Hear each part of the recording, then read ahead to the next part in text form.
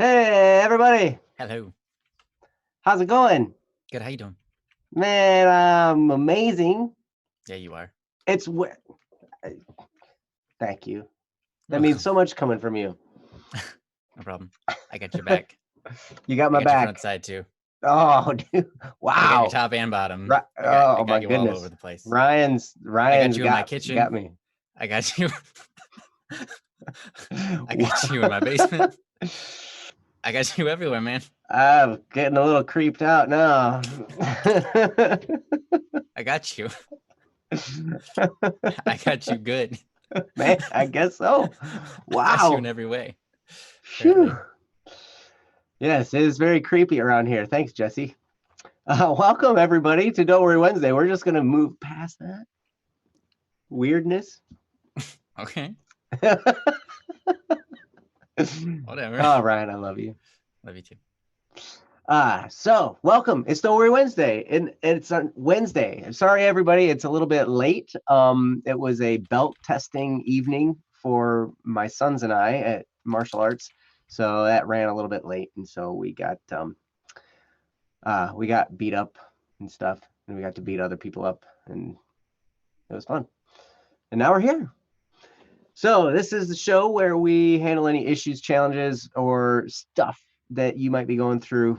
We're not professional therapists, counselors, or anything like that. We just want to be your friend. We want to pull up alongside you with some love and encouragement and some perspective along the way. Where we understand you're smart enough to figure a lot of this stuff out on your own, but sometimes it helps to just have a fresh set of eyes looking at it. And then because the situation, we can get so caught up in what's going on that we can't, we have trouble seeing the whole picture. We have trouble seeing different aspects of it. And as soon as someone sheds some light on that, it can really help us move forward. So we just want to help in any possible way we can to move forward. Because we love you guys. And that's what we do on this show. And it's really fun.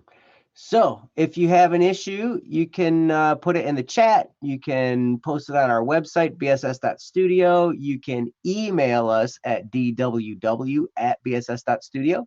You can find us on Discord. Princess Yellow, our chat room hostess, has put all of that information in the chat for you. She's amazing. So yes, so drop them in the chat. On the website, she posted a link for you. You can direct message on Discord. I'll tell you, I'm not a good person to find on Discord generally, because I'm not usually there. Discord. Well, okay. That's not what you meant. Oh, okay. Sorry. Sorry. Yeah, I could be that guy. He's not that guy though. He's a pretty good guy, except until he gets on Discord. It's just I put the Discord in Discord.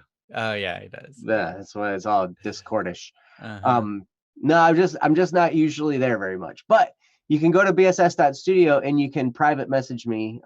Just click the little mail icon, and you can find me, Joe CDVNL, in there. I use CDVNL because nobody ever uses that name, and it sticks out like a sore thumb. That's why it's awesome. Yeah. Because Joe Anderson, man, you know how many Joe Andersons there are? There were like 3 of them in my high school when I was in high school. There were 2 of them on the swim team in my high school when I was in high school. Wow. Yeah. And the swim team only had like 25 people on it, if that. Wow. And 2 of us were named Joe Anderson. That was amazing. Yeah. So I should have said, hey, my name is CDVNL. Say that when you announce my name. Yeah.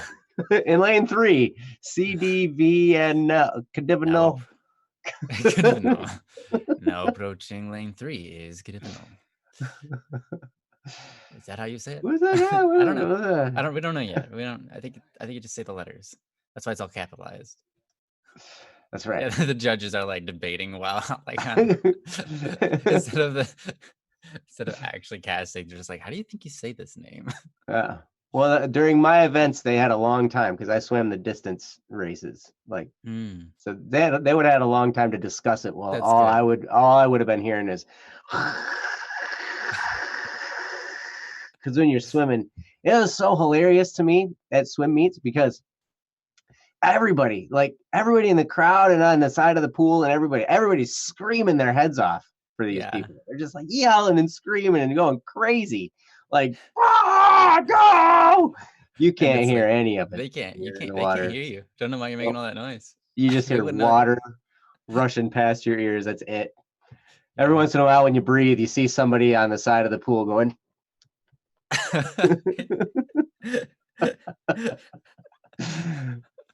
That's great. yep. But anyway, so yeah, so here we are. Our chat room hostess, like I said, is Princess Yellow. She's amazing. Everybody give Princess your love. She's so great. And our producer is Jesse. You've seen him there. He keeps us going, technologically speaking. He's also our system administrator on our website at bss.studio. So if you ever have any issues on the website, he would love to know about it. Right now, he's like gritting his teeth. He's like, no. Why are you saying this? You hate me, don't you, Joe? Yes. And all of you here tonight, welcome. And we give you our love as well. You guys are amazing. You guys are the reason we do this show. You're the reason we can do this show because you guys are actually here and hanging out with us and posting stuff for us to talk about. So we really appreciate you guys a lot. And all of you lurkers who aren't saying anything in the chat, we love you too. And anytime you feel like joining in, you just pop in, say hello, and come in at your own speed. You guys are awesome. So anyway, so I'm Joe, and above me in the appropriate position is Ryan. That's right. Hello, welcome. How are you, Ryan? I'm doing wonderful, thank you. How are you doing? I'm fantastic. How are your owls today?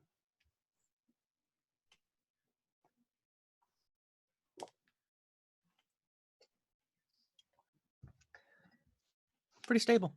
They're looking pretty stable. Yeah, they're pretty looking stable. they're looking like they're balanced in a way that is comfortable. Mm-hmm. Like They're yeah, they're relaxed, stable. yeah. Mm-hm's got an ear available so he can still hear. The other ear is like elsewhere. Yeah. It's underneath the bottom of the other owl. Yeah. Yep. And then the baby's just kind of hanging out up there. He looks like he's having a good time. Yeah, he is. Probably. I don't know. I don't read my owl minds. So. It is a he though, right? Because the gray ones are he's and the teal ones are she's. Is that how that works? Really, it's not really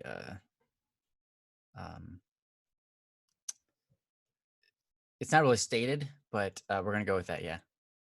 Okay. We're gonna go with that one. Which one of us stuck doing paperwork? Ooh, there's none of one. them. I don't make my owls do paperwork. The paperwork owl is not my owl. The paperwork owl. Wow. That's why I adopted owls, because I didn't want the paperwork. I didn't want owls to have to do paperwork, so I adopted geese and said, you guys don't have to do paperwork. You know, that just goes to show how long Jono's been around. Yeah, I know, right? Because the owl with the paperwork, man, wasn't that from a live stream you did like 2 years ago? Yeah, it was a live stream. Like, yeah. Wow, that's cool. Jono's got a mind like a trap, like remembering stuff. That's awesome. Do they have names? Sophia Waddles. Waddles. Okay, so this one's not named Waddles. This one's not named Waddles, and this one is not named Waddles. This one is and the other two don't have names. What is it? And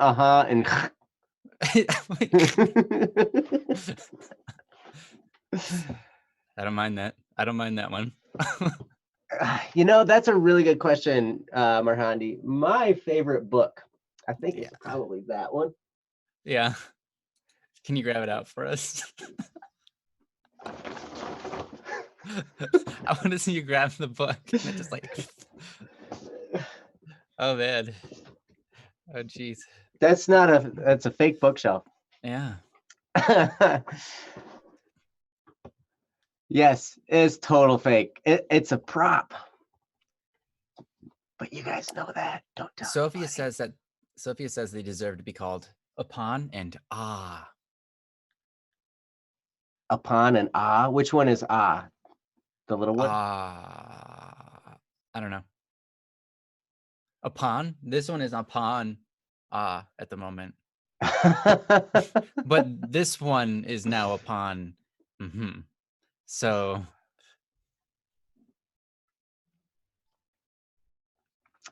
that's true. Little Miss actually has that correct. By the company which made them. This one is Wilson, and this one is Hoot. Oh. And I don't And know what's the little about one? this one. Does not have a name? Little Hoot. Little I don't Hoot? know. No, It's I a don't know. I don't know what that Squishmallow one though, is. right? Yeah, yeah. Yes. That's awesome. So Ryan actually has real stuffed owls behind him. I have fake books behind me. But these aren't real owls. They're real stuffed owls. So you could say that we both have fake things behind us. Yeah. Yeah. I do have a real guitar right there. It's real. That's a real guitar. And those are some real bongos. Those are fake.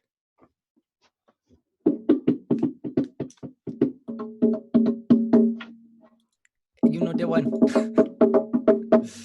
Hey. Whoa. Little Guitars don't sound naturally good when you just play all the notes. They don't. That's true. That's true for pretty much any instrument that you can play all the notes on, except for like a koto or a any zither. Zithers sound fine mostly, unless it's a harp. Yeah. Well, you can tune a guitar to sound. Oh, you true. can tune it to an open tuning. However, remember in our first project together, I did play a full open, regularly tuned guitar, and yeah, and it worked. Yep. And it worked in that song. It totally worked. It was cool. It was like a weird suspended something weird chord. Yeah. Yeah, it was a really weird chord, but it worked. The only time I've ever done that ever. And maybe the only time I ever will. Yeah. Well, what do you say we get started on this? We totally should. You and Princess tracking on the same mind right there. That's awesome. Yeah. Yes, I think we should get started. Sparrow is here, has one, and I know Sparrow is here. Oh, wow, Jono, that's amazing. Yeah, East West is awesome. It's the best stuff out there, dude. Yes, and the Kanun is a zither too. Yeah. Yeah, I remember when. Oh, Sparrow's got to go now. Oh, come on. I've got to go soon. Okay. So Sparrow, we're gonna do yours because you posted it last week. And we're gonna do yours before you got to go. You said you can stay till what? You got to go soon. Sparrow, is it okay if we do yours real quick before you go? Like a half hour? Okay. Okay, cool.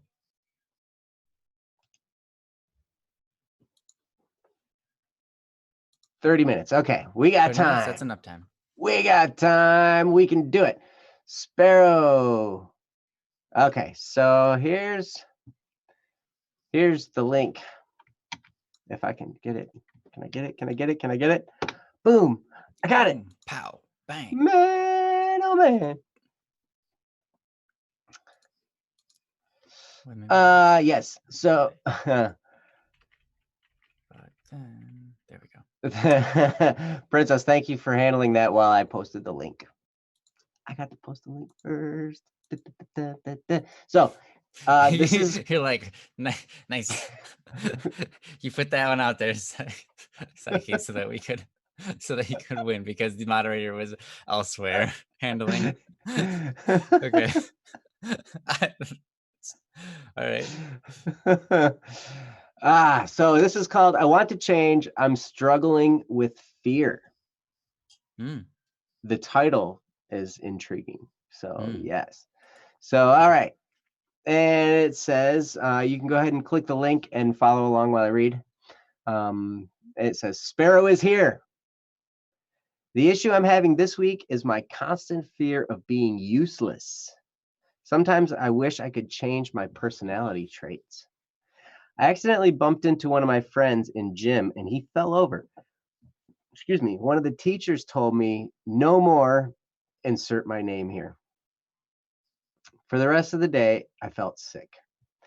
It doesn't make sense on how I feel so bad when somebody tells me I'm doing something wrong. P.S. I've started my mentoring program. I go once a month to talk to a mentor in a group. Sparrow is gone.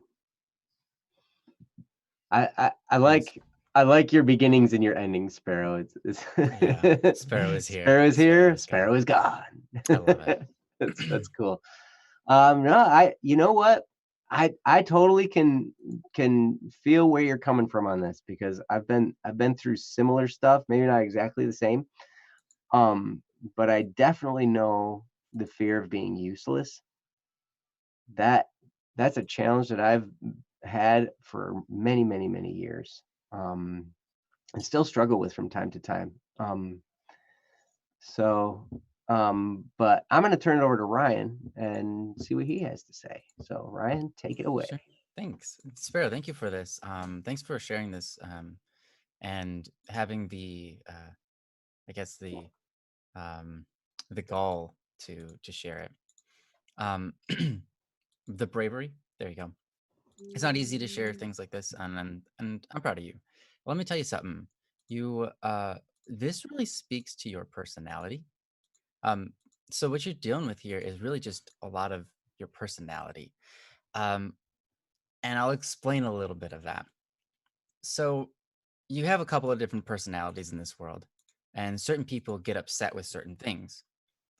Some people, if like you said, I feel so bad when somebody tells me I'm doing something wrong.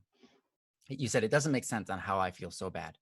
Now, that's your mind going, okay, logically speaking, there's no reason to feel so bad about this, but yet I feel really bad because I was when someone tells me I'm wrong.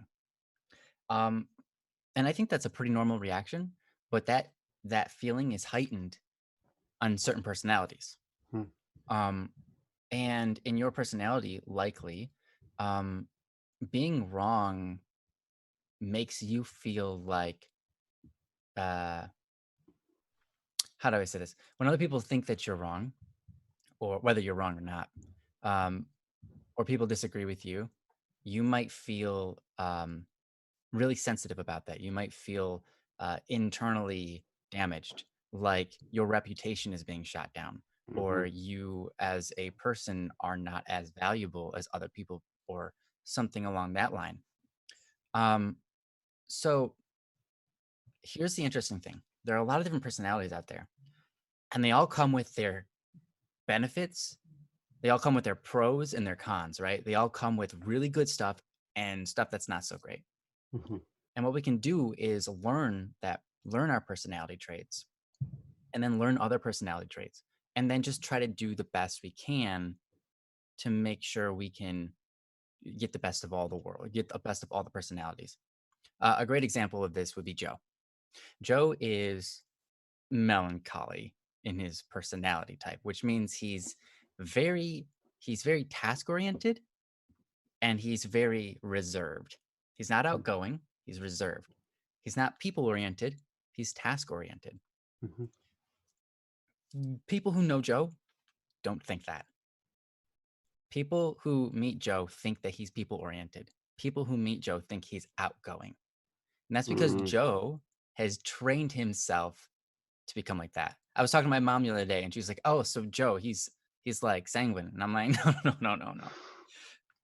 No. What? She said People think that? that." Yeah, yeah. People think that because Joe has done he's tried very hard to do his best to be his best, especially when it comes to dealing with people and to being outgoing rather than reserved in those in social situations and stuff like that. So I think that if you want to, now usually I don't do this, but I'm going to make a book recommendation. If you want to read a book, I would pick up Personality Plus. Hmm. Personality Plus is a That is book. a great book. I don't know who it's by, but if you read through Personality Plus, it'll help Florence assess. Littauer. Huh? Sorry, go ahead. It's Florence Littauer. Oh, okay, Florence Littauer. If Mhm. you haven't read the book, pick up the book, read it. It will help you understand yourself a lot and also everyone around you. And you'll be able to start to hopefully move yourself in a way that you have more self-control. And you can find the bad parts of your personality and start to remove those.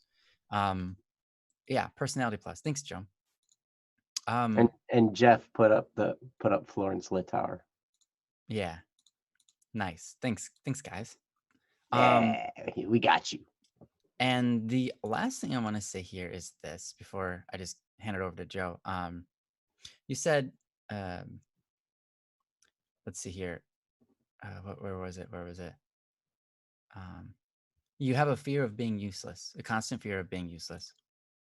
And I want to kind of break away from the personality side and talk about the human side. Um, I think a lot of us have this innate desire to be useful. We want to do things. We want to accomplish things. We want to help others, right? But we have to understand a few things, and I think it helps to look at things sometimes in an outward way, away from ourselves. Because if we look at ourselves and we say, I want to be useful, then what we end up doing is we compare ourselves to other people that are more useful, or we deem them as more useful than us. And then we shoot ourselves down. But I want you to look at somebody who's bound to a wheelchair, or someone who's on the deathbed. And all they do all day long is breathe in oxygen from a machine that filters and gets uh, vitamins pumped into their blood, and they do nothing all day. They just lay there. And you might think about that person, they're not being very useful. In fact, they're using up resources just to stay alive, and they're not doing anything with those resources. They can't even talk, they can't even share wisdom. Mhm. When you look at that person, do you think that person isn't valuable? Do you think that person is worth less than anybody? Do you think that person's worth saving? I think there are a lot of people in the world today who would say that person should just die Mm. because they don't understand that humans, that humanity is not, it's not about being useful. Being human has nothing to do with being useful. Mm. And having love in our hearts has nothing to do with how useful we are and how much we can do for another person. Though sometimes loving is required that we do something for somebody, but sometimes we can't, but we still love them, right? It's it's an interesting thing. In Japan, I've talked about this before on the stream. In Japan, they have a high suicide rate. In fact, the suicide rate in Japan is a lot higher than it is here in the United States.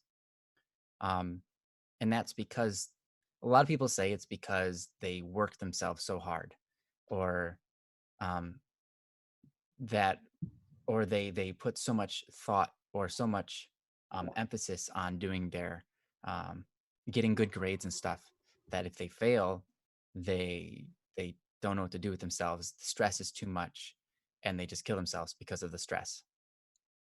But the real root of that, while those things are somewhat true, the real problem, the real root of that is that Japan society bases human value off of productivity.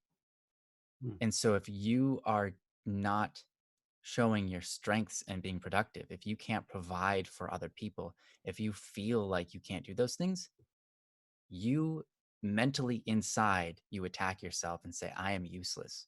I have no value. And this world would be better without me because I'm using up resources and I'm not helping anybody.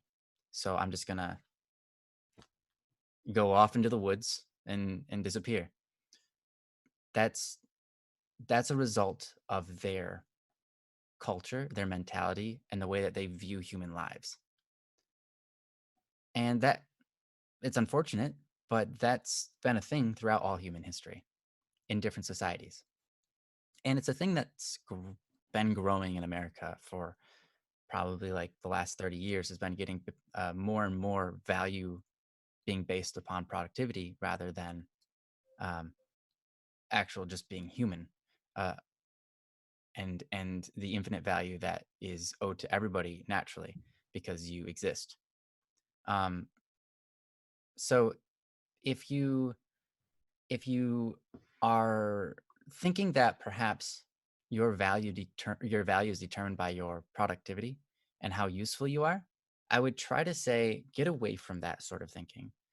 Maybe try to figure out, like maybe tell yourself more often, like, hey, whether I can help people or not, I'm still valuable and I still have potential. Of course, I could still help people in the future, even if I'm not able to help them right now. But regardless of whether I am able to help anybody or not, I was put here on earth. And that's all that matters. I'm going to make with my life what I can. And the value system, having it based off of something like productivity, is really, really degrading because it says, who are you as a human being? It's not, rather, it's saying, who are you as a human doing instead of human being, right? How much do you do? Prove your worth to me by doing. And that's really broken because humans aren't objects. You buy a tool at a shop and you grade its cost based on how useful it's going to be. You look at this tool in a shop and you're like, wow, I really want this tool because it's going to help me do this, this, and this. So it's really valuable to me. It's a bit pricey, but it's worth it. I'm going to buy it. And people did that with people. And it was called slavery. People looked at people and said, okay, this is a tool. It's going to help me tend to all my farms. So let's see. Is he strong? Yeah, he doesn't look very strong. Okay. Well, then let's go to the next one. All right. Yeah, you've got some muscles on you, and you're young. You'll be able to work for me for a while. So I'll enslave you to work on my farm. Right. Humans aren't tools to be used by each other or for us to use ourselves for other people. We're not tools, right? We're more than that. We're human beings. We have dignity. Mhm. We have the ability to understand wisdom and utilize wisdom and grow. We aren't tools often, they don't increase in value over time. In fact, they degrade because they get weaker and weaker. But humans have the possibility of growing in many different areas of life. Mhm. Yeah. They're not tools, right? And to call each other tools is an insult, right? Wow, he's a tool. That's an actual insult. So don't call yourself a tool. Don't worry about whether you are useful or not. You can, I mean, understand that worry, and it's a worry that all of us kind of feel from time to time. But we have to remind ourselves that society isn't right on that. We aren't we aren't tools. Our usefulness doesn't determine how we should feel about ourselves, how valuable we are. Mhm. So, yeah. Anyways, I'm gonna end there and give it over to Joe. See what he has to say. Thank you, Ryan. And I appreciate your kind words with the efforts I've made and try to shore up the weaknesses in my personality. Because as Hmm. Ryan said, I am highly detail oriented, highly task oriented, highly introverted person. But I've found that that doesn't always serve the world in a good way sometimes. And so in those situations where those traits are a hindrance, I've tried to, work through different people skills books and try to figure out how to do that. That's one of the things when you're that type of personality, and it sounds like you've got a little bit of that too, Sparrow. The main thing I hear there is, you feel bad when someone tells you you're doing something wrong. Because that, for someone who's a detail oriented, task oriented introvert, that is one thing. Like, you work hard at being right. You learn, you study, you find the answer, so you make sure you have the right answer. Like, that's so important to have the right answer. Then when someone tells you you're wrong, you're like, Excuse me? I put in all that effort. No, you're not telling me I'm wrong. I'm gonna kill you. No. Now, if I was No. choleric, which is the outgoing task-oriented person, then I'd say something about it. But since I'm introverted, I just feel bad about it inside, right? I Yeah. just kind of harbor those feelings inside and don't do Yeah. anything, Yeah. right? Hmm. So, um, so because I'm not outgoing, I don't. I'll show you. You think I'm wrong? you know. Although that might have happened at martial arts, but that's because we're supposed to fight there. Yeah, you're supposed to Um, fight. but no, I tell you what. So it's great to understand some of those things about ourselves. It's great to do personality tests. It's great to learn kind of where we can find our strengths and weaknesses, and it's good to celebrate our strengths and work with those. It's great to find those so we know, hey, I work really good in this type of environment doing this type of stuff. I'm gonna, and it kind of makes me come alive. Hmm. Today I spent all day working on the Criminal Idol book.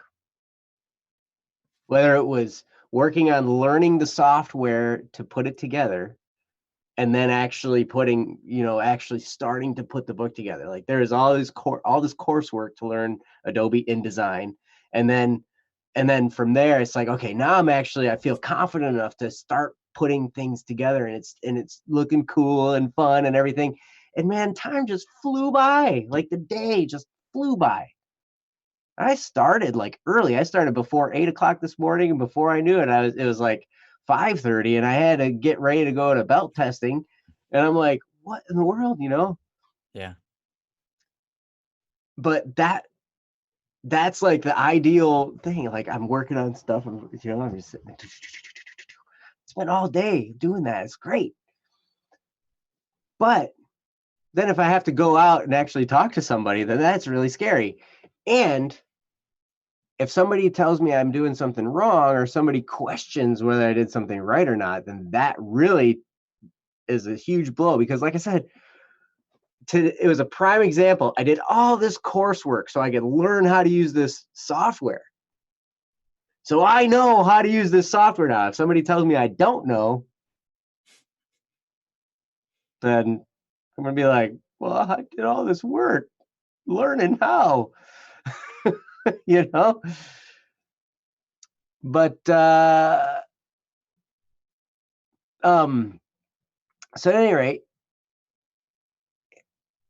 a couple things really, really helped, because I still struggle with that. I still struggle with, in moments when I either feel like I'm useless, like Ryan was talking about, if I'm not feeling productive. I kind of came to grips with, I was like, this sounds a little sadistic at first, but it helped me kind of come to grips with things.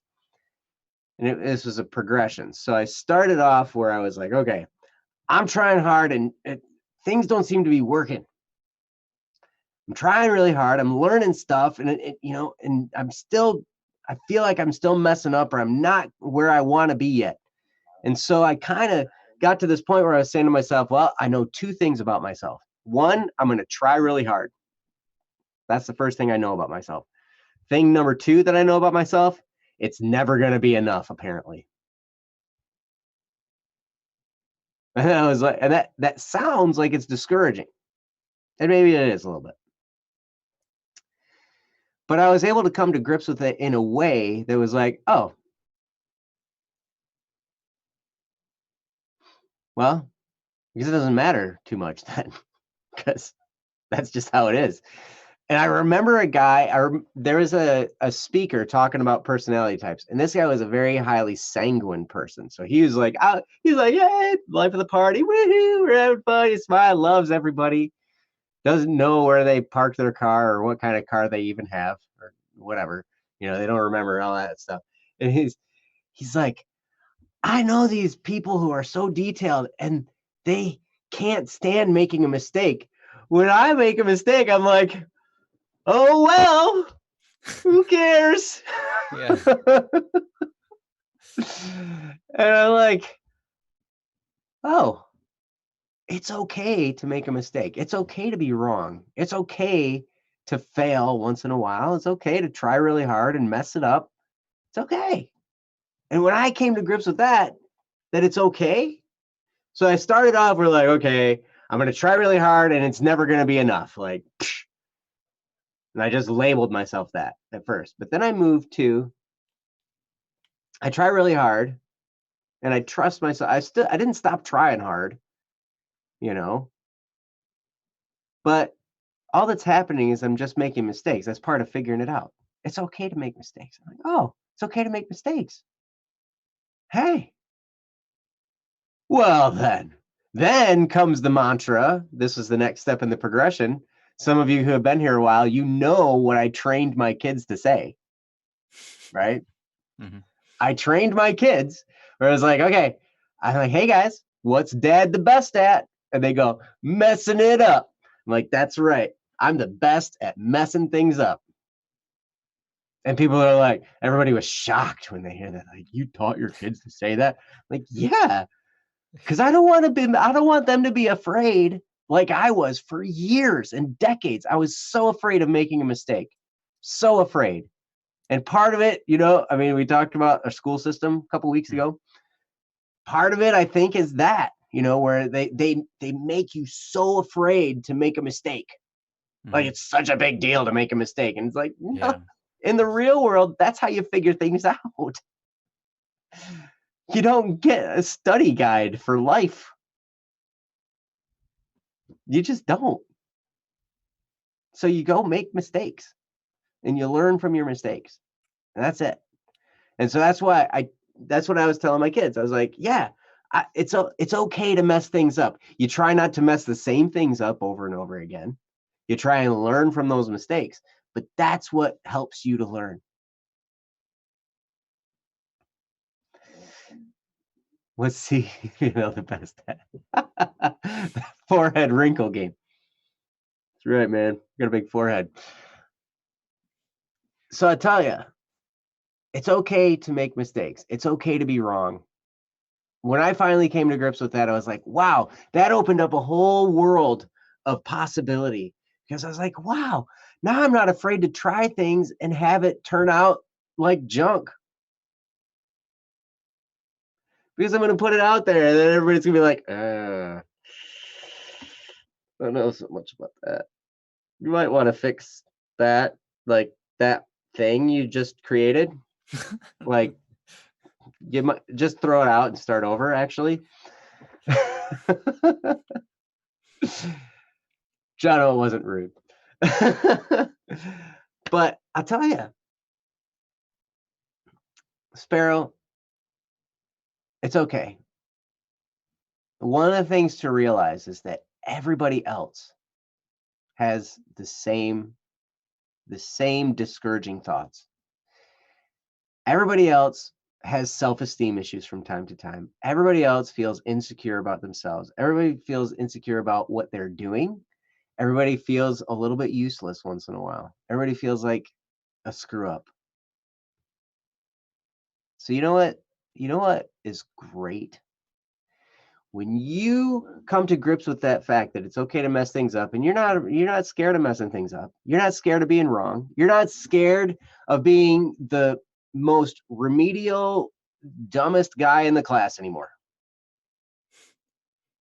Like, I look at it like that now. Even when I know I'm right, even when I know beyond the shadow of a doubt that I'm right and this other person is wrong, and we're having a conversation about it, and they're sticking to their guns because I know deep down, I know they're insecure and they've built themselves a platform to stand on. So in order to help them save face, I'm like, I could be wrong because I've been wrong many times and this could be no exception. I might be wrong on this. So we'll just have to look at it. Let's look at it together and figure it out, and that gives them the freedom to then they understand, hey, it takes the pressure off because now we're not in a battle to see who's right. Now I've conceded. I'm like, okay, you know what? I've conceded that I could possibly be wrong. Hey, you know what? I might be wrong. I've been wrong a lot of times. Let's figure this out together. And what happens then is it becomes a relationship building experience. It becomes a time when you get to the bottom of things. And when you can apologize to someone for being wrong or for whatever, I mean, because there's gonna be times when you're wrong. It's okay. But when you give people the opportunity to forgive,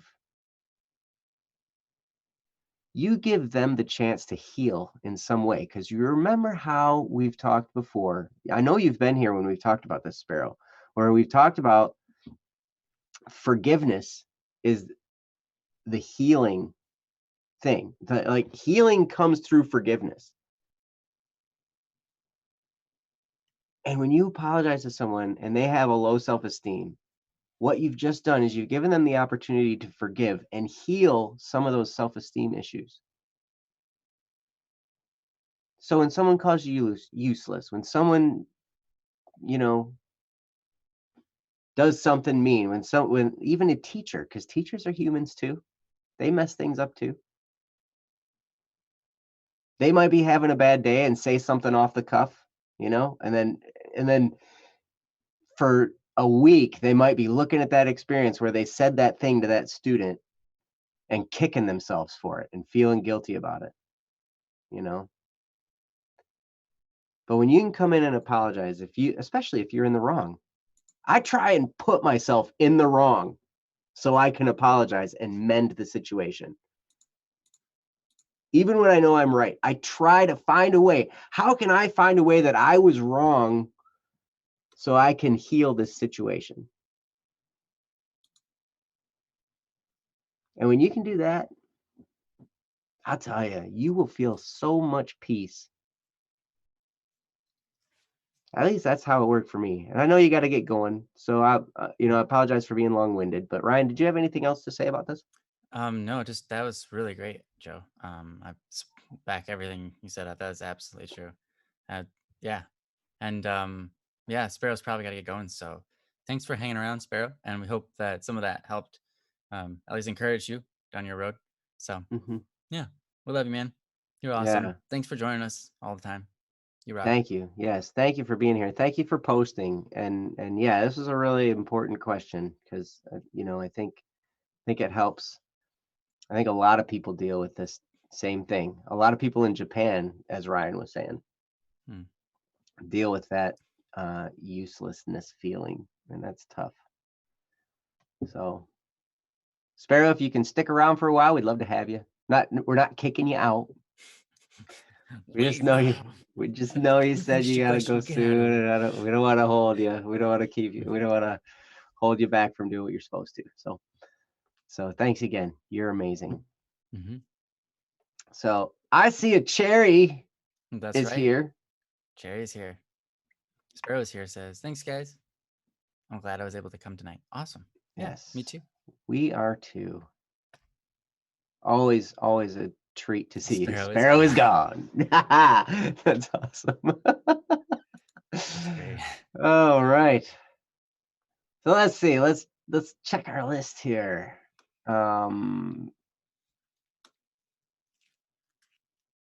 So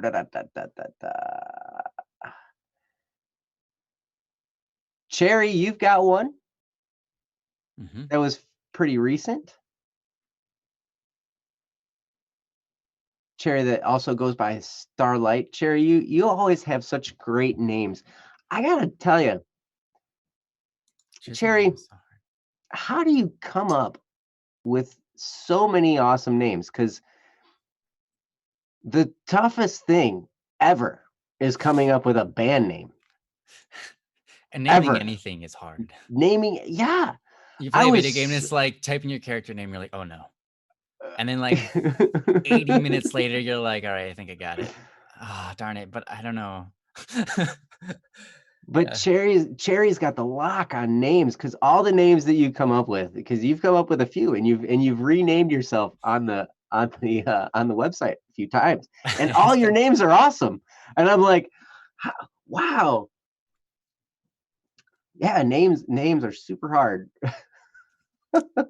It's like bass players. It's like every once in a like Oh, I remember like I played in a lot of different bands, and it was always so hard to find a good bass player. oh, it's the hardest. Yeah. It's Bass players like, are hard. but to find a good bass player that isn't taken already, right? And then you hear about bands like Jamiroquai. You guys might not know Jamiroquai. Jamiroquai is a pretty cool band. I've been a big fan of Jamiroquai. I love their Yeah, music. it's one of Joe's favorites. But that guy goes through bass players like tissues. Yeah. And he Like, and they're demands some all, pretty intense bass yeah, riffs too. like They're no all joke. of them are outstanding bass players. And he just taught, yeah, I'm done with you. I'm done with you. I'm done with you. He's got a new bass player for like every album, and every single one of them is like amazing. And I'm like, wow, that's remind me of like Cherry and the naming thing. Like, it's so hard for me to come up with names, but Cherry, you come up with so many great names. Anyway, we should do your topic. What do you say? Sounds good to me. Yeah, Let's do it. yeah. Akil even says Cherry's here, which I'm assuming means Akil is trying to divert attention from himself and the fact that he's got stuff in the queue as well. You know your son well. Oh, Jono. Kay, in that case, yeah, Jono's from England, and so is Kay, the Jamiroquai guy. I think he's from England. Sorry, I hope I didn't offend you, Jono. But yes, if you need to go sleep, go sleep. Yeah. So yeah, Cherry, we'll do yours next. So let's see. Let's see. Oh, Amory. Bye-bye. What the heck? How come I can't do the link? I can't get to the link. Ah. Here we go. Here we go. Here we go. Here we go. Did you get it? Ah, yes. Okay.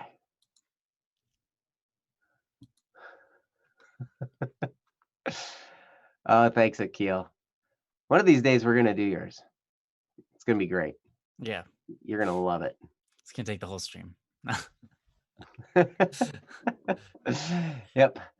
So, all right. So this is from Cherry. Cherry in the chat. On the website, the name is Amory. And Princess posted the link. Thank you, Princess. Princess is amazing. And let's see. So, yep, click the link and you can read along. And this is called Purpose. And it goes like this. I'm back for now. I want to kind of start off with this side note. Listen, if you're seeing this, I'm sorry if I've ever hurt you in any way. Considering my past, I know I've hurt a lot of people, and I'm sincerely sorry for that. I know some of you may not believe I'm truly sorry or that I've truly recognized my mistakes, and sadly, I can't make you believe that I am or have. I just hope that you're able to, from the bottom of your heart and from the bottom of mine, see that I am truly sorry. I love you all, and I love this community. I don't expect forgiveness or a way back into the Discord server, yet at least. I intend to stay away as much as I can, at least until I graduate, so that I'm able to recover, realize my flaws, and find my purpose, which is what this post is about. Luckily, ever since I have left, I've rekindled my connection with my old self, the self that I thought I lost long ago in New York. We did end up moving because of the divorce, by the way, and now we live in a neighborhood, and I love it. I'm excited for this new life, not gonna lie. And I think that me being away from my manipulative and abusive stepfather will definitely also help me become healthier. It has proven to be that way so far. I still love him, of course, no matter what he's done, because I know it wasn't in his plans to hurt anyone. From what I've observed, every action can be put into a category of two motives, either for the benefit of the self or the benefit of the universe. Although you may be wondering, what about the benefit of somebody else? To that, I ask you this: who is being benefited by that other person being benefited? The universe or the self? Usually it falls into one of the two, but I like to believe there's always a rule breaker for everything. Anyways, that's psychological philosophy for another time. I'm a very philosophical being, at least that's what I've observed. I'm content and happy with how I am, almost. Again, that is what this post is about. Deciding my purpose. I like how you put that. Another quick side note. Recently, I had a very, very weird dream. I was depressed. I forgot why and asked Ryan in person about my issue. Everyone from the Discord server was gathered around Ryan. When Ryan went to discuss my issue, suddenly everyone else disappeared. Ryan made a song that goes, Jesus loves you, over and over and over. And somehow the whole dream turned into a music video where This he is drove wild. me to a gas station and bought a Sprite and sipped it. And then when the song and music was over, he told me how the music video is similar to Imagine Dragons. It didn't it didn't help my depression in the dream, but I just thought I'd share the dream since it was very weird and random to me. I've been having a lot of weird dreams recently. Seems pretty real, actually. It's like, yeah. Yep. Okay, into the issue. Recently, I've entered a new era of myself. Sure, I've rekindled my connection with the self who I thought I lost long ago once we moved from New York. But I believe I've also found purpose. I love science to death. Astronomy, chemistry, physics, everything makes sense, seeing as I love philosophy and often philosophize about everything. I've looked into courses that allow me to live in Japan for a few years and learn Japanese and the culture, and I'm pretty sure I'll do that. But at the same time, I also want to make a band. Anyways, the issue isn't what job I want, surprisingly. I'll solve that on my own. The issue I'm facing is I don't know how to balance my Christian beliefs with my scientific beliefs. I don't know if I believe in God or not. I'm always back and forth on whether I do believe. Here's a breakdown of my beliefs. Science has proven that in billions of years, the sun will expand and turn into a red giant and eventually engulf the Earth and other planets in flames, destroying the Earth and everything on it. All life on Earth will die because of the immense heat, obviously. Then the sun will turn into a white dwarf. Now, this wouldn't necessarily be a bad thing if people were to colonize other planets and solar systems, but we only have billions of years to get to places that are many, many years away and learn about things we need to become a self-sufficient species. What would change this future where all humans die? Either divine intervention or new advances in science. Whether or not God exists, it is our job as a species to survive. Even if divine intervention stops us from being burnt to a crisp by our sun, we should still advance our knowledge in science in order to expand the species of Earth to other worlds than these, so that if divine intervention does not occur, our species may still then thrive. Billions of years may seem long because no earthly being can live to be anywhere near a billion years old. But in the lifetime of our universe, billions of years is almost nothing at all. My belief is that, whether God exists or not, we should expand humanity and advance in science for the safety and sake of the future generations of our race. My mom absolutely hates that I love space and I have the beliefs I do and judges me very harshly for it. Therefore, I don't know whether I should abandon my own beliefs in order to not be judged or whether I should follow my own only my beliefs and forget about Christianity. Or if not either of those, is there a way to find balance that allows me to keep all my beliefs while also maintaining my Christian beliefs? P.S. I hope this topic This isn't too makes no sense. sensitive. Well, you In stepped billions of into it. years and sipped it. And Summer has posted a response on there, so I'd encourage you to read that. And I'll tell you, the question at the end, is there a way to find balance that allows me to keep all my beliefs while also maintaining my Christian beliefs? Yes. The short answer to that is yes, because faith and reason should coexist.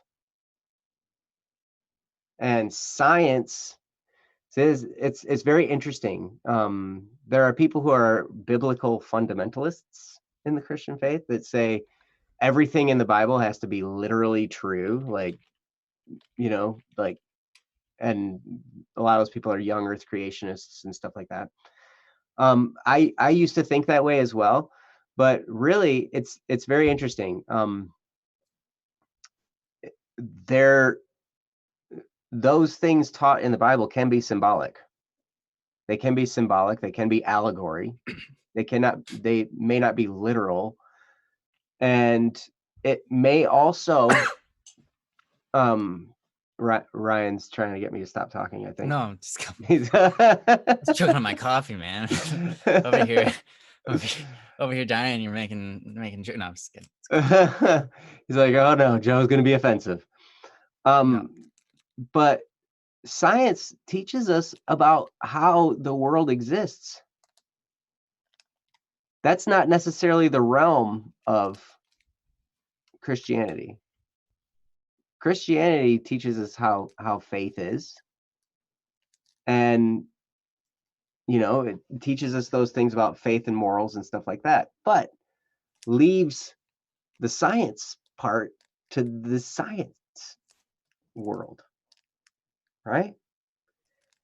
So it's very interesting. Science is the study of matter, the material universe that we live in, right? And we take that because there was a time when you would have been thought to be unchristian if you thought that the earth revolved around the sun. If you didn't believe that the sun went around the earth, you would have been thought to be unchristian. But that's not the truth. So anyway, the answer to your question, Cherry, or Amory, is yes.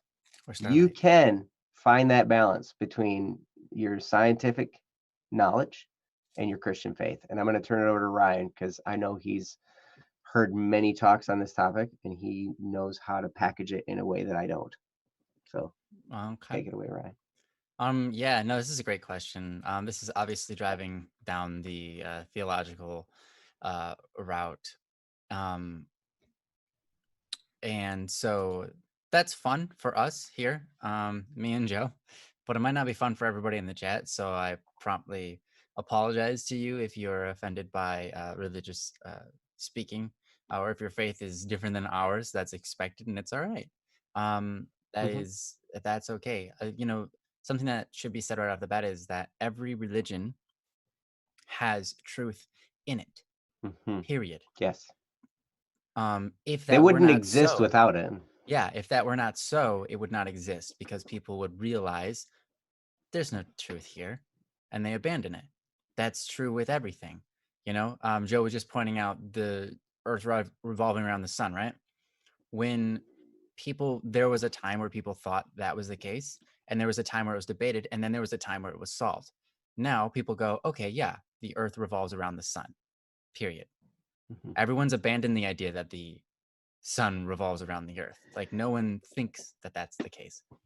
And so it's so true is there are probably some that think that. There's some that might argue that, but there are some that are flat earth believers still too. Right. And similarly, you might see in a religion, there are religions that existed that no longer exist anymore. We often call those mythologies.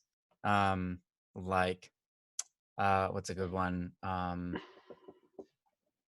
Egyptian mythology. Not a whole lot of people worship Ra, the sun god, now. Or the Greek mythology. Not a whole lot of people worship Zeus anymore. Not a whole lot of people worship Baal anymore.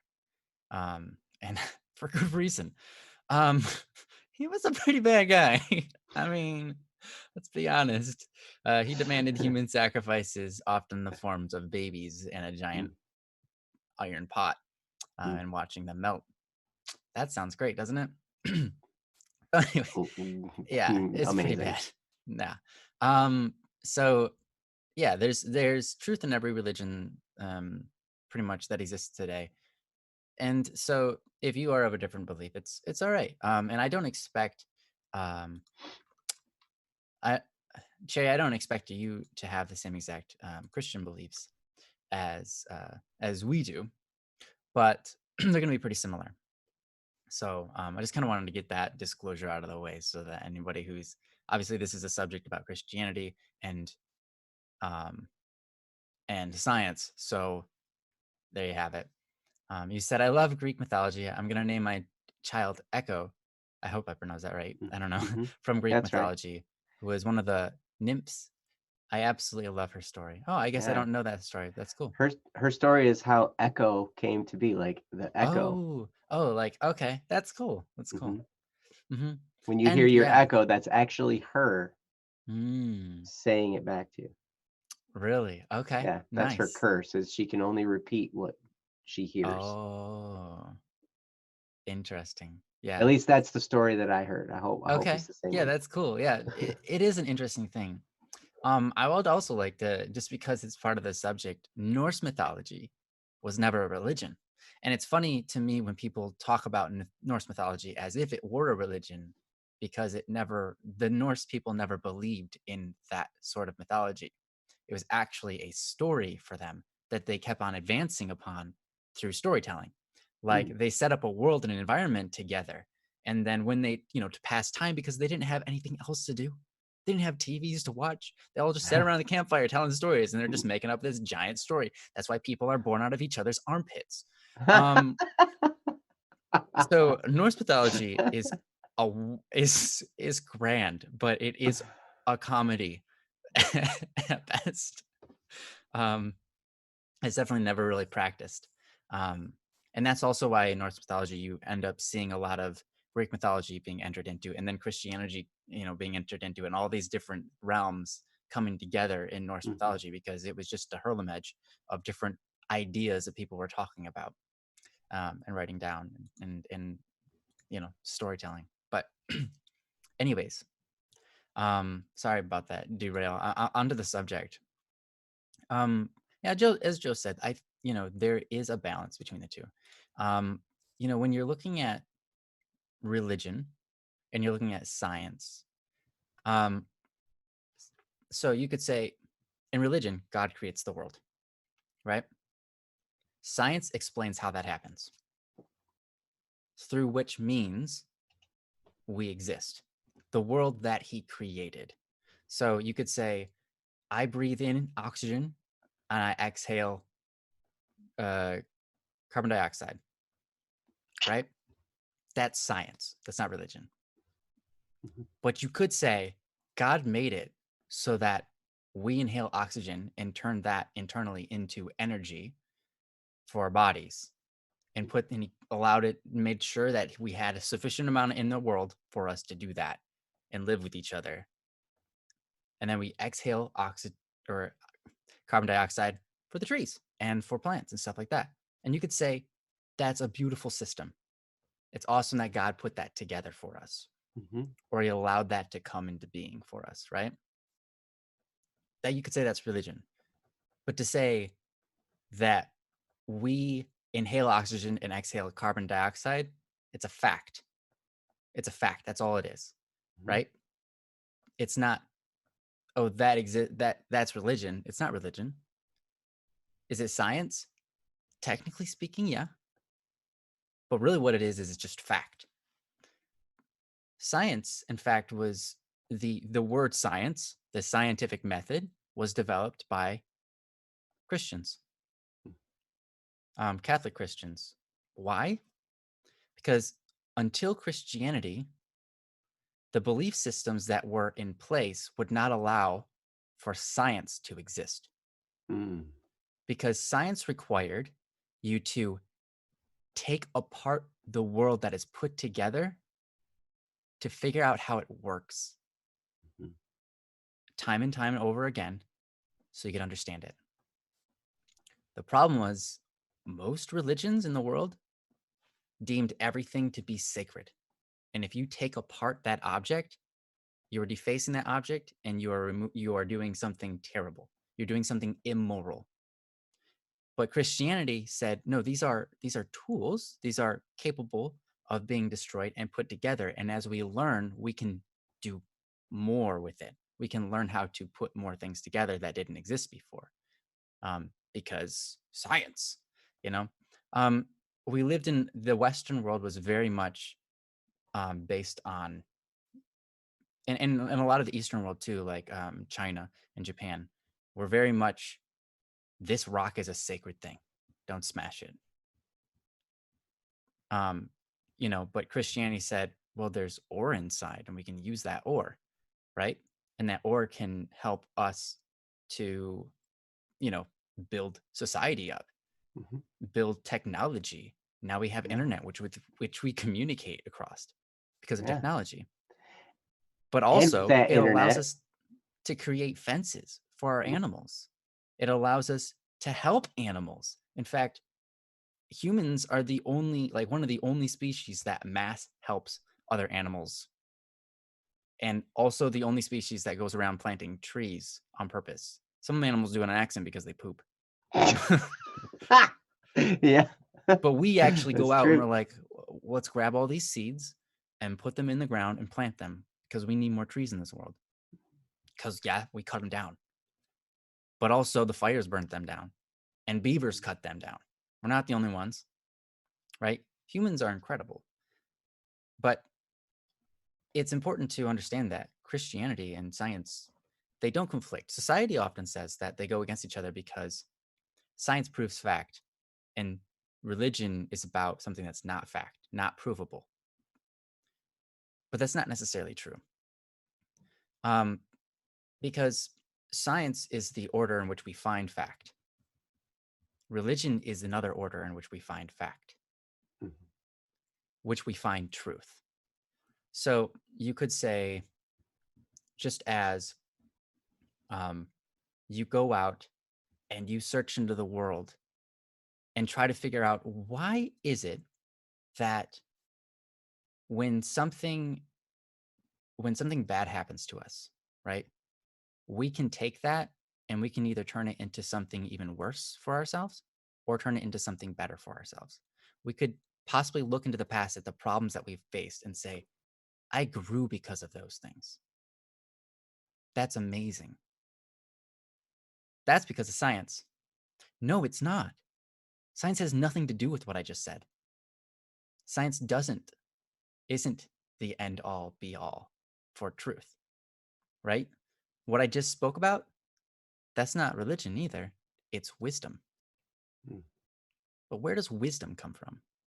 How does wisdom exist in the world? Who created it? Why does the world run the way it does? Now you're getting into something somewhat abstract, something that isn't necessarily, you can't find truth in the physical realm because science only deals with physical things. It doesn't deal with spiritual things. Right. It doesn't deal with mental things. It does on a physical level, the chemical construct of our brains, things firing, and but philosophy itself is not a science. You can use the scientific method on philosophy, but it's not a science. It's not a physical thing. It's a construct of thoughts and an establishment of reason and logic. And religion should be the same way. Religion is very much based on logic, reason, and coming to truth through this, therefore this, therefore this. And a solid religion has that. Any religion that doesn't have that usually decays because it doesn't complete itself. It's not a circle that goes, oh yeah, this is, everything fits together. Okay, this works. Because then as soon as you try to find the logic within the reason, find the reason and logic within the religion, it just crumbles, and it's like, okay, I can't believe in this. It doesn't make sense. It doesn't work with itself. And similarly, like Joe was talking about, science and religion work together. They both help to find truth in the world that we live in. Mhm. They don't combat each other. That concept is a concept that was kind of put into the world as an idea, like they combat each other. People say it does, but it doesn't actually, because you can find true truths that don't conflict with each other. And especially because science and religion are two different realms. One is the Mhm. physical world we live in, one is the world we don't live in, right? Because we don't live necessarily in the heavens, Mm. but we can try to find out stuff about them. We don't we know we have souls, but we don't necessarily know everything about them. We can't run tests on them with science. We know we have thoughts, but we can only run thought experiments on them, but we can't dissect them with a I was going to say a spatula. We can't dissect them physically because a thought is fleeting. It's there and it's gone and it's not a physical thing, right? So it's a really interesting thing. And I would say that yeah, you can absolutely find a balance. Um so um there's a lot I could speak about, and I'm going to quickly, cuz Joe mentioned it, go over the beginning of the book of the Bible, which is Genesis, which Mm. means uh, generation, the beginning. Um, so in Genesis, God creates the heavens and the earth. He says on the first day he does this, on the second day he does this. Okay, so here we already have a problem. On the first day, but there's no days yet because there's no sun. He doesn't put the Mhm. sun into the sky until like the third day. So how does he count in the days? Mhm. Right? And so some people say, okay, then by the word day, he might mean like a million years. Or by the word day, he might mean a solid, actually 24 hours, even though there was no sun yet. Or maybe uh, on the first day, it was like, okay, a billion years have gone by, a trillion years have gone by. And then God's like, okay, now this is day one. And so there's a lot of different theories out there. However, a theory that's existed for probably one of the longest periods of time is that the day is a number that symbolizes something, not an actual accordance with time. Because on the seventh day, right? Seventh day is the Sabbath. It's the holy day for Jewish people, right? Which was where Genesis was created. On the seventh day is when Adam and Eve were created. But not only were they created and given life by God, but they also were married on that day. A covenant was made on that day. They also were invited by God to be in God's family. So seven being the Sabbath was to remember all of those things. So every time you thought of, oh, the seventh day of the week has come, you would bring you back to Genesis and say, oh yeah, the seventh day. The seventh day was extremely important for us humans. And every day throughout that week is a symbol.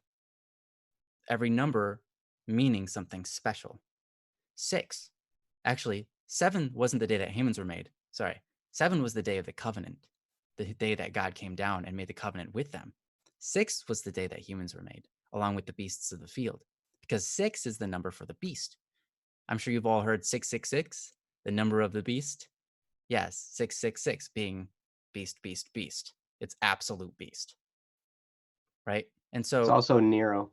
Nero, yes, Nero is considered 666, the beast. His name spells out in Jewish numbers and letters were the same thing basically, and so Nero is basically in Jewish somehow just 666. um Yeah, I think it was his whole name at the letters yeah. added up to 666. Oh, okay. They counted up But to that. There you go. yeah, Um it yeah. was a So cryptic way of kind of sticking it to the guy in charge at the time. mhm. Yeah. You're like, So he's the bad anyways, guy, but I can't really say he's the bad guy by name. I have to say it. yeah. I'll just put it yeah, I'll simple. You guys know who I'm talking about, yeah. Yeah. Yeah, absolutely. But yeah, on the sixth day, humans were created along with the beasts, meaning, hey, we're all animals here. We have beast-like tendencies, but we're made on the sixth, but we're called to the seventh, right? because we're called to the covenant. We're called to something greater, called to the next day, to be awesome, right? And to be holy. So the book of Genesis, for a very, very, like, very long period of time, has been considered not days, like it's made on the first day, second day, third day. It's not intended to be factual in order and in like time, this day, the next day, this day. It's not necessarily supposed to be that way. It was supposed to be symbolism. And a lot of the book of Genesis is written to be symbolism, because their writing style back in the day was to symbolize things. And the reason for that was because they weren't trying to tell you facts. They were trying to tell you facts, but they were trying to tell you more. Because they're trying to not tell you about humans, they're trying to tell you about God. Hmm. And trying to tell someone about God is not the same as trying to tell someone about our history. It's using our history to show what God has done in our history. It's using symbolism to emulate and bring us to something higher than ourselves so that we understand there's more to it. So that's why you call for symbolism. Like when you write a poem, you write more than just the facts. You write in a specific way to enrich the poem with text and relay your feelings and call people to something more than just the words on the page. Call something more than just the series of events that happened. And that's the way the book was written. Anyways, I talked for like 7 hours or less. So now At it's your least. turn. I was as you were explaining some of that, I was trying to find a good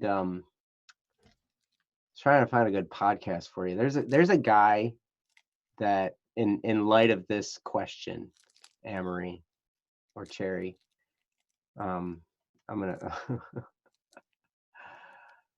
I don't know what to call you. But there's a guy named Jimmy Akin. I'm gonna spell it on here because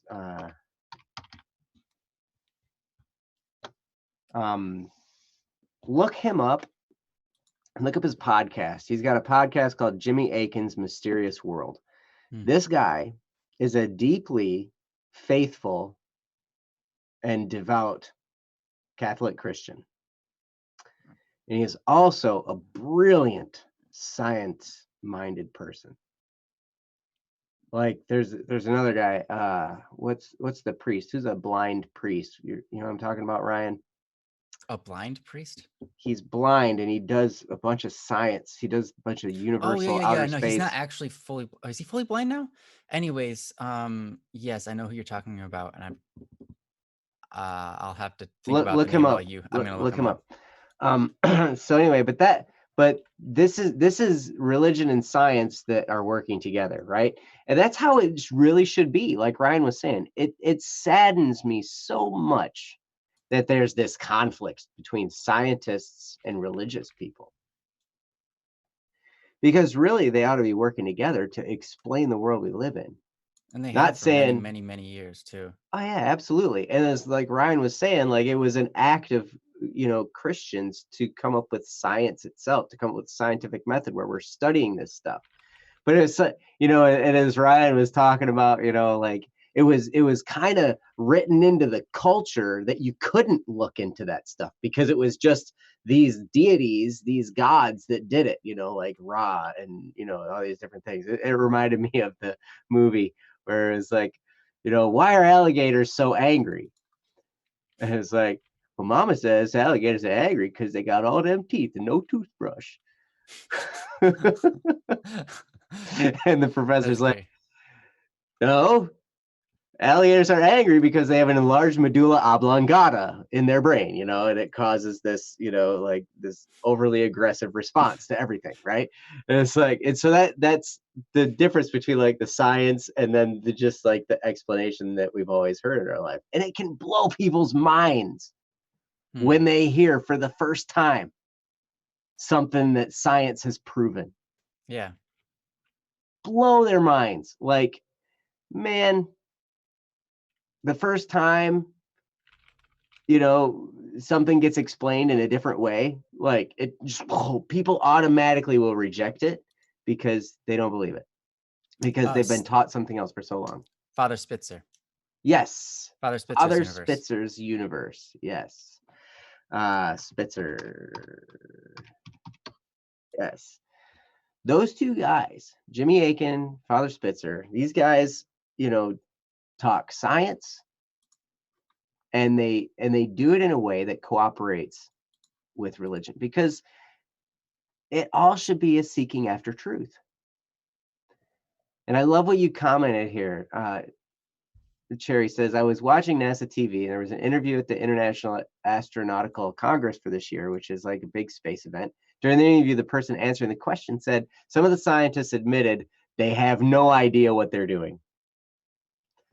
Not because they actually completely don't know what they're doing, but just because how science is always changing as we learn more. And that's so true. Mm-hmm. Science is evolving, like as we learn more, there's a guy I know who I use his product to keep myself in order. Like it's Simpleology that I use, every day to kind of get all my stuff I got to do and get it in a list and sort through it and all that stuff. I use it all the time.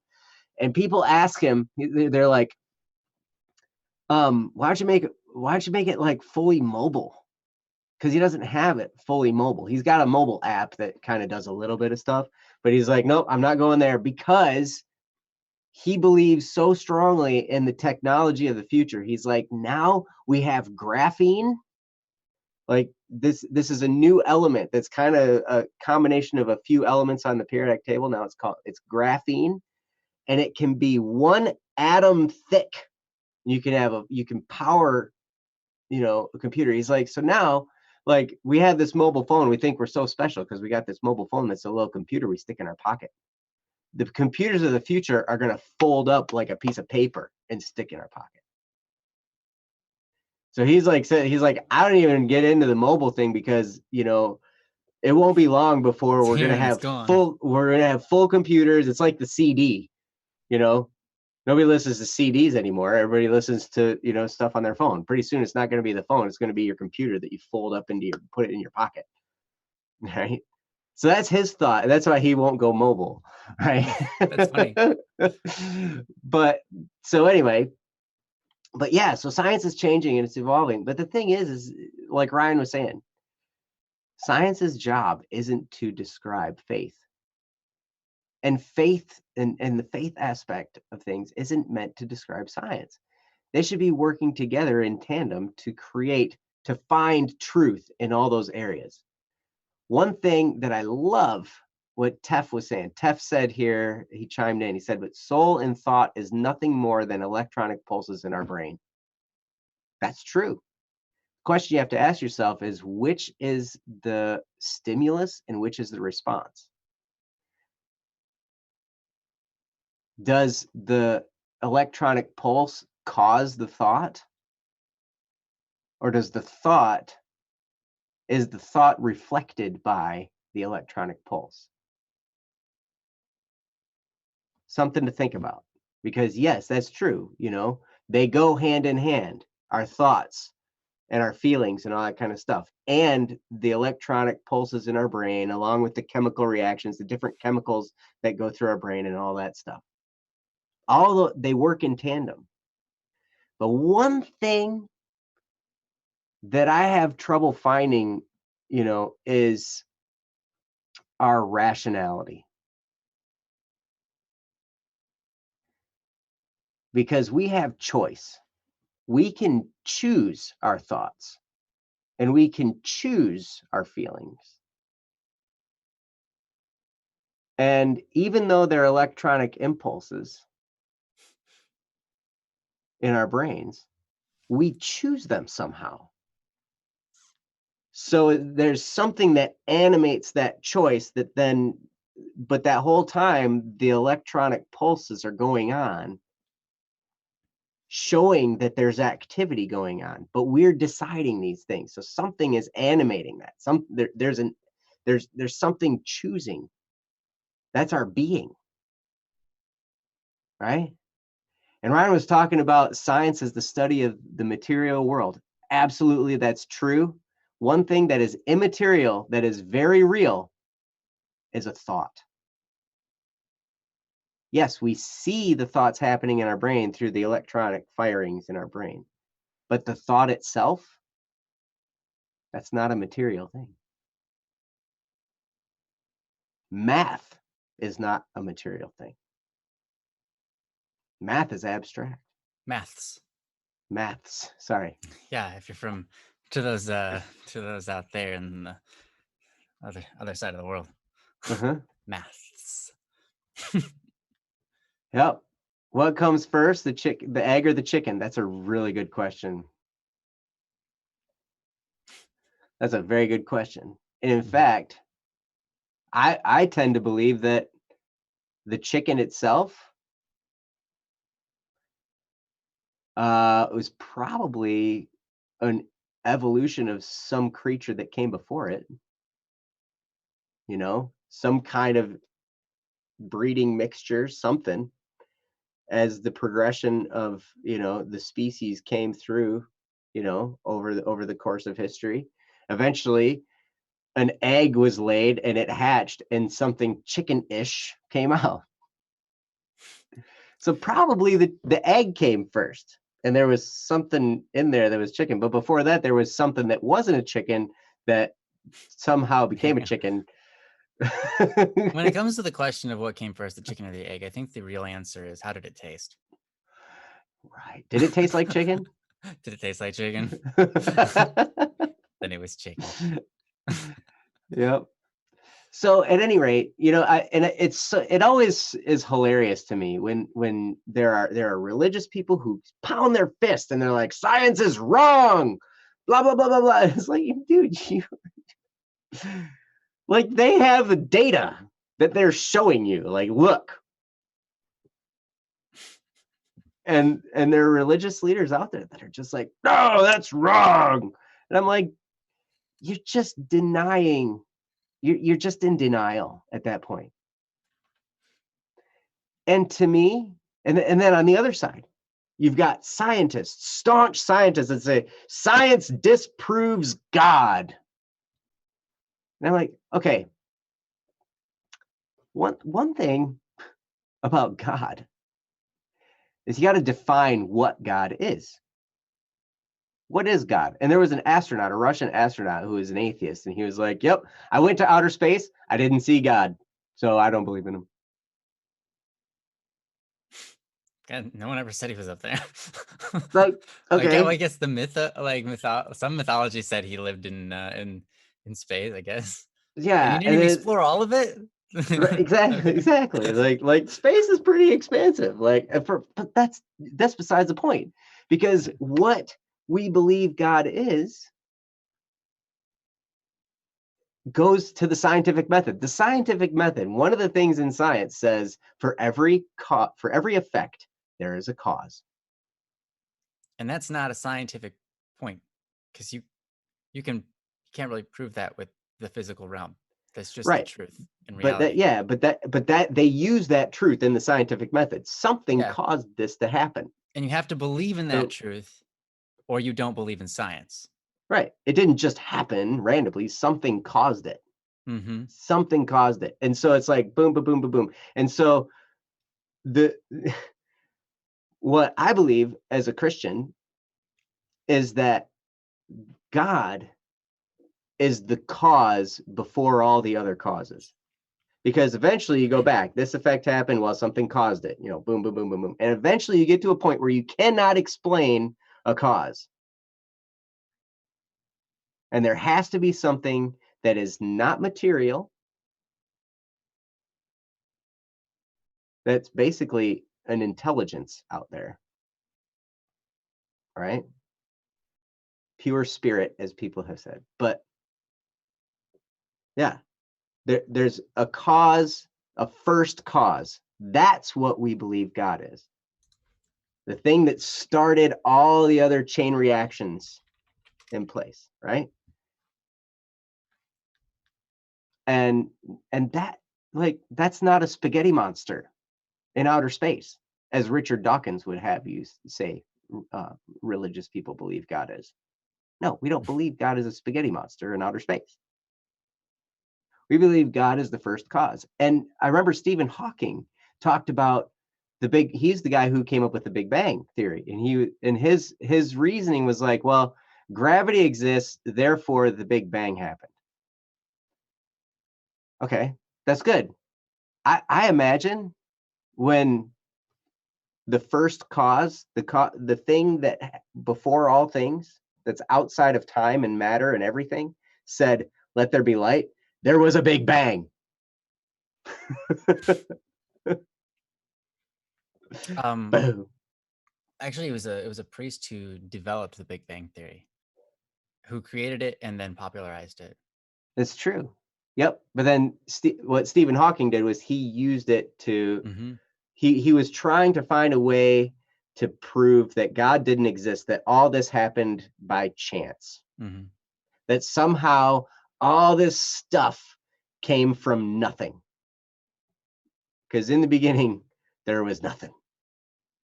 There was no matter whatsoever. And at that point, something came, somehow all this stuff in the universe came from nothing. And so we're getting way philosophical. I'm so sorry. I hope I can imagine. I'm not watching the numbers, but right now there's like 2 people watching stuff. Princess is like, I have to be here. Tef has a great question. Why is God not a spaghetti monster? Have you seen him? I have not seen. He could be a spaghetti monster. God could be a spaghetti monster. That's if true. He wanted to be one, he probably could be one. I have seen God, actually. There you go. But that's because I'm Catholic. Yeah. And yeah, because the bread and the wine becomes God. That it still looks like bread and wine, but it's actually God. But anyway, but anyway, that all that is kind of beside the point here. Cherry, the point of all of this is to say yes, Christianity and science can coexist and should. And it's a tragedy when they don't. And when they argue. When scientists and religious people argue. Because both of them are going outside of their expertise. They are. They're it's not religion's job to do science. And it's not science's job to do religion. Now, there are people who are religious that are scientists. And that's great. And we need more of those people that do that, because then they're bridging the gap and they're saying, look, it's not you're right and you're wrong. It's both of you are right and we coexist, because faith and reason should always coexist. And if something in your faith can't be explained by reason somehow, there are mysteries out there. Yes, that's true. But if something can't be explained by reason, then you might need to adjust the interpretation of that thing in your faith. If your faith is saying, well, nope, this couldn't have happened, but there's scientific data here to prove it, you might want to figure out an interpretation in your faith that coexists with the data that science has provided you. Now, science can sometimes be wrong. Science disproves itself like all the time. They do. It's just the way science works. Yep. They you know something, science. then you find out you didn't know something because you found something new, and you have to rethink what you thought you knew. That's it true. Just happens in science all the time. It's in fact normal. We're seeing it right now. Right now, it's unfolding before our eyes, because we're seeing all this vaping, the vaping of nicotine products and stuff, where they were like, oh, it's the safe way to smoke, man. It's the safest thing. It's just vapor. It's just water vapor. It's like, actually, no, it's a lot of chemicals in the water vapor too. So And now they're discovering like there's all kinds of problems people are having from this. And it's like, yeah, Yeah, you're not supposed to inhale water. well, not only that, I mean, Even if it's just water. you can inhale steam, you can inhale humid air, that's Sure. okay. That's okay. I sit in a Yeah, that's steam true. room at That's true. Yeah, the yeah, workout place sometimes, that's true. and it's okay. But what's in it are there are chemicals in there that cause problems to your body. Hmm. And If you they're inhale too much water, you showing drown. problems. So Yep. Tef, I love it. Science is right until it gets disproved by new stuff. Yep. yeah. Yep. And sometimes it's a scientist that just runs amok. Sometimes it's a scientist that just comes up with an idea, runs with it. It's not fully proven, but he just runs with it Mm-hmm. and just boom goes gangbusters and convinces the world. He ought to be in sales because he's being more of a salesman than a scientist. He's just Mm-hmm. running around like boom, boom, boom, boom, boom, saying all kinds of stuff. And then sometimes there are political agendas in place, there are media agendas in place, there are corporate agendas in place, Oh yeah. and they pick and choose all these scientific facts and they run with them and they Like the fat try makes and you fat. yeah. Except like sugar's Watch fine. You can eat as much as you want. what Yeah, was that's that what scientific was that fact. video you had me watch? What was that one? Adam ruins everything Yeah, Adam ruins about fat. everything. Yeah, Yeah. if you watch the Adam ruins everything, the one about fat, it's hilarious. But he Mm-hmm. shines a big spotlight on that whole thing, like science that then gets corporate, like Agendas behind it. Yeah. agendas attached to it and everything. And it's like, whoa, whoa, and that kind of thing happens all the time. Yep. So Cherry, I hope we colonize other planets, and Yeah. Jimmy Aiken does too. I think it'd be awesome. And I don't see any reason Um, why not. It's not we even a should. religious issue in No, any we way. should. It's like if you want to think about it religiously, okay, God created all of this. How are we supposed to not use it? Like, how is it like he's like, yeah, I made all of this so that you wouldn't use it? That's Right, not the exactly. case. It's like it's Exactly. out there. We need to go reach for it.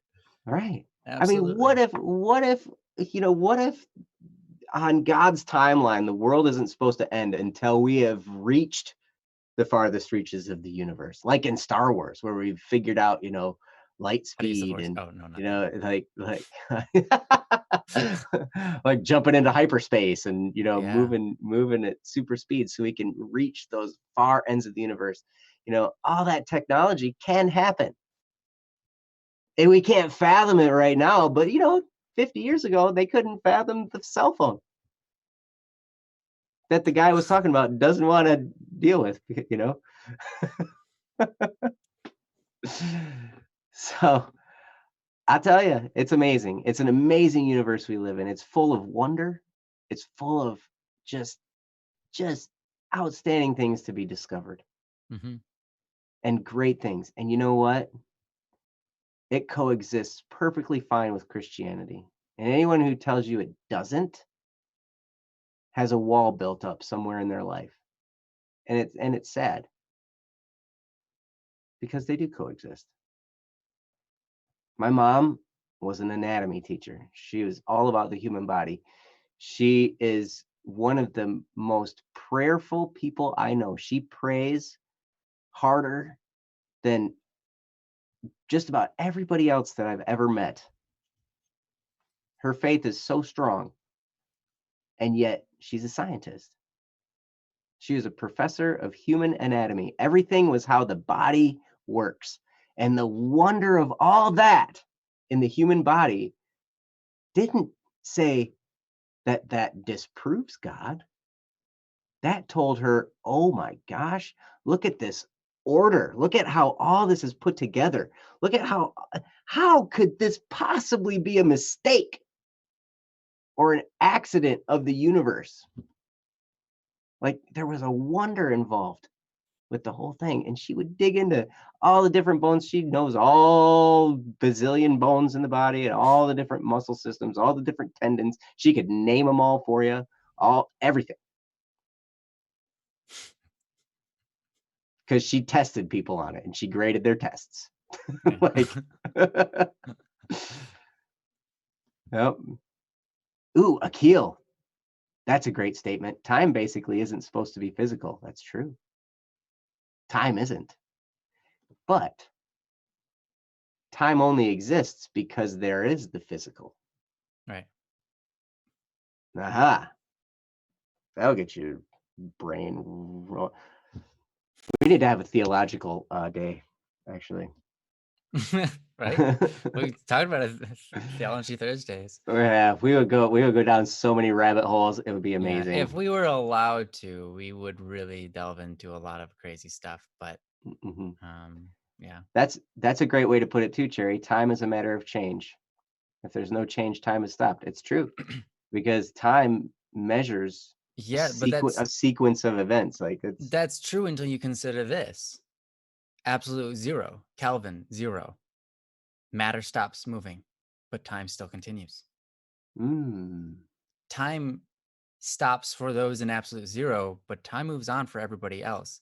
So just because an item is not decaying anymore or not moving doesn't mean time no longer exists. You can still count the minutes at which it was frozen for 1 millisecond, for 5 milliseconds. Was it frozen, completely stopped?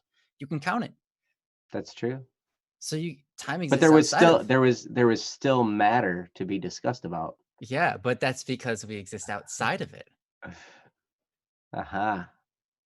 Outside of that material. We're other material beings that Yeah, it's pretty weird.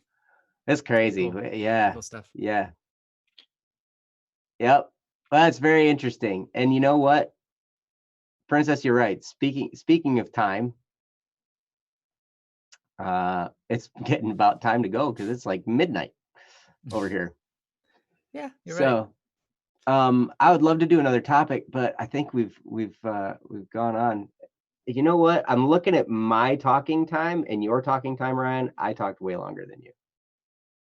Good job, Joe. Good job. But I'm I the host. appreciate you.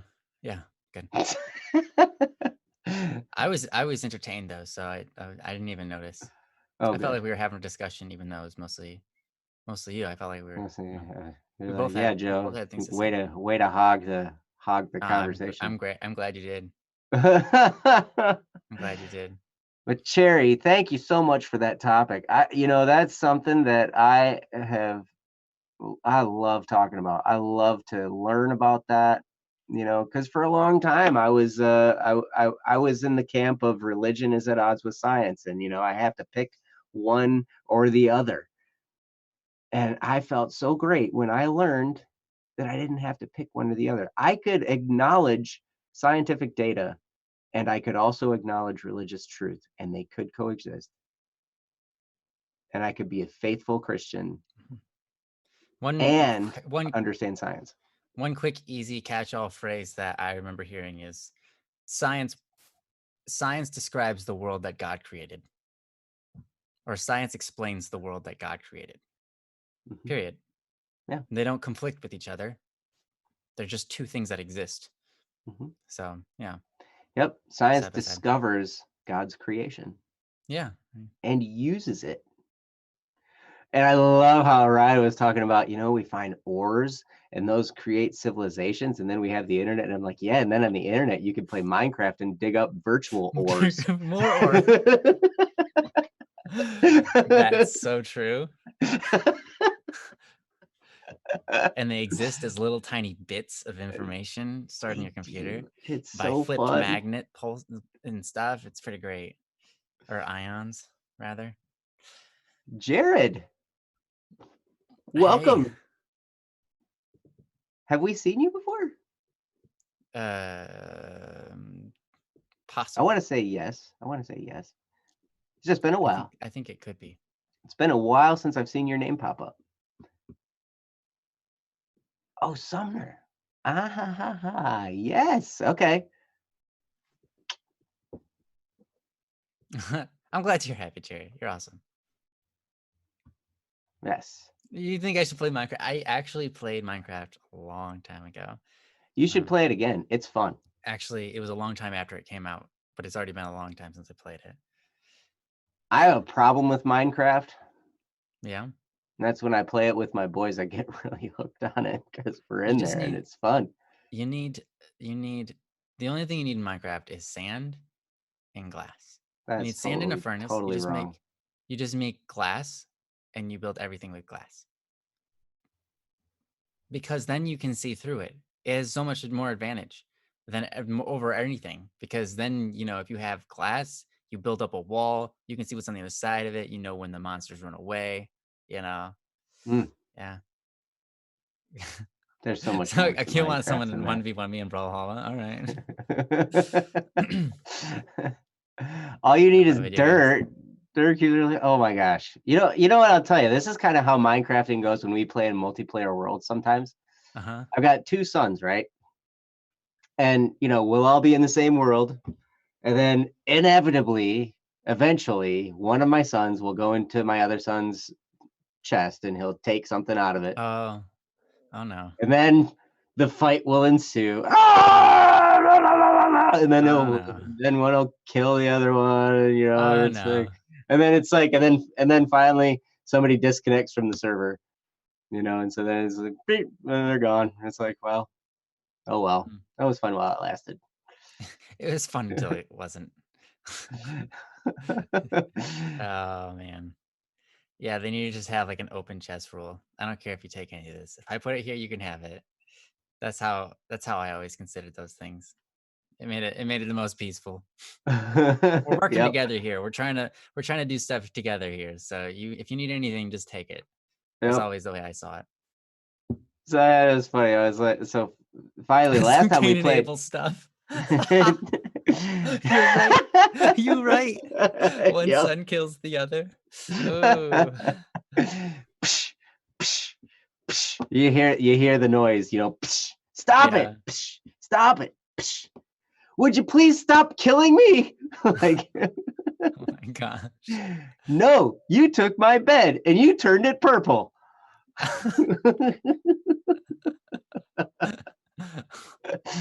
Nice. Oh, it's hilarious. So then the last time we played, it was like, okay, we're all going in separate worlds and we're going to talk about the stuff we find in those worlds. Mm. And we're going to encourage each other to go mine for diamonds. Yes. Can't see through diamonds though. No, you can't. You need glass. But you can make diamond pickaxes. You can't make diamond glass. You can't make glass pickaxes. You can make diamond pickaxes and you can get some obsidian and you can make an enchanting table and you can enchant your diamond pickaxe with unbreaking. Oh, okay. You also build a glass wall. Under the water. You can build a glass ceiling under the water and live with the fish and the octopus, or sorry, the squids. So if you build a building under the water, how do you get the water out of it? Oh, so if you build a block above your head, the water immediately stops beneath you because water goes down.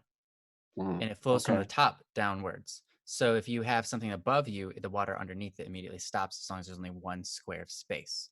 So if you put a block here and then a block on top of it and you get rid of the block underneath, there will be a space of air here. Ah, interesting. And so you can slowly work your way out there's multiple different methods. That's one. If you put a door underwater, if you just put a door on the ground, there will be two spaces of air for you. Yeah. And so the way to survive underwater for a really long time is to bring a bunch of doors with you. Oh, interesting. Yeah. I love how in real life that works.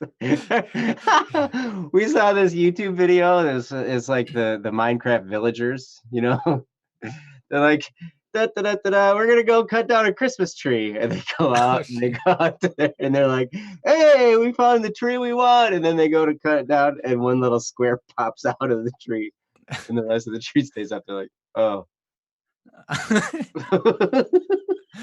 Yeah, that's a good point. How do you? It's floating there now. Okay. Yep. Yeah, that is funny. Yep. That's great. But all right, well, we should probably head out. So I love all of you guys. Ryan does too. We'll say it for him. Oh, thanks, Joe. I appreciate that. Save me the energy. And special thanks to everyone who made it tonight. You guys are awesome. And Cherry, thank you for the great topic. Sparrow, if you're still listening, or if you hear this later, thank you for your topic as well. And also thank you to Princess for being our chat room hostess. Thank you, Jesse, for producing. You guys are outstanding. And we'll see you guys all next week on Wednesday. And we'll try and be here earlier. Yeah. So, yeah. You guys are amazing.